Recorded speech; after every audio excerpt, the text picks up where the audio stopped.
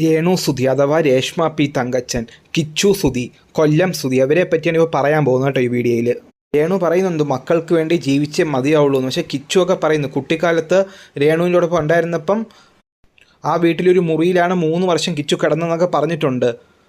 പിന്നെ ഒരു കോൺട്രവേഴ്സി വന്നപ്പോഴത്തേക്ക് കിച്ചുവിൻ്റെ കൊടുത്ത 500, 200, 300, 100 ഒക്കെ അതിൻ്റെയൊക്കെ സ്ക്രീൻഷോട്ട് ഗൂഗിൾ പേയിലെടുത്ത് ഷെയർ ചെയ്തിരിക്കുന്നു. സത്യം പറഞ്ഞാൽ കിച്ചുവിന് അവകാശപ്പെട്ട വീട്ടിൽ താമസിക്കുമ്പോഴത്തേക്ക് ഒരു 10,000 ഒക്കെ കൊടുക്കേണ്ടതാണ് വാടകയായിട്ടൊക്കെ. പിന്നെ ഋതപ്പൻ്റെ കാര്യം, ഋതപ്പൻ്റെ കഴുത്തിൻ്റെ പിന്നിൽ എങ്ങനെ മുറിവ് വന്നൊന്നും രേണുസുധിക്ക് അറിയില്ല. രേണുസുധി ഋതപ്പനെ ശ്രദ്ധിക്കുന്നതായിട്ടും നമ്മൾ ഇതുവരെ കണ്ടിട്ടില്ല. ഋതപ്പൻ നല്ല ഹാപ്പി ആയിട്ടിരിക്കുന്ന കിച്ചുവിൻ്റെ കൂടെയാണ് രേണുവിൻ്റെ കൂടെ ഇരിക്കുന്നതിനേക്കാളും നല്ല ഹാപ്പി ആയിട്ടിരിക്കുന്നത്. ഈ രേണുസുധിക്കാണെങ്കിൽ സബ്സ്ക്രിപ്ഷനിൽ എന്തും കാണിക്കുക, അതുപോലെ ഇൻസ്റ്റഗ്രാം റീലോ ഷോർട്ട് ഫിലിം അഭിനയിക്കുകയോ എന്ത് വേണോ ചെയ്യാം. പക്ഷേ അതിൽ ഈ സോഷ്യൽ മീഡിയയിൽ അതൊരു പൊതുശല്യം ആകുമ്പോഴാണ് ഈ പ്രശ്നം എന്ന് പറയുന്നത്. ആളുകൾക്ക് ചുമ്മാ അൺവാണ്ടഡ് കോൺട്രവേഴ്സീസ് ക്രിയേറ്റ് ചെയ്തുകൊണ്ടിരിക്കും. പിന്നെ രേണുസുധി പറയുന്നുണ്ട് കൊല്ലം സുധി മരിച്ചപ്പോഴത്തേക്ക് കുറേ കടവും 2 മക്കളെയും തന്നിട്ടാണ് പോയതെന്ന്.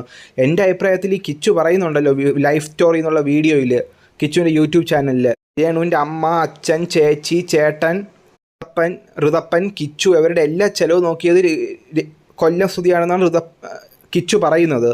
സോ അത് കാരണമായിരിക്കും ഈ കൊല്ലം സുധിക്ക് ഇത്രയും കടം വന്നതെന്ന് എനിക്ക് തോന്നുന്നത് കേട്ടോ.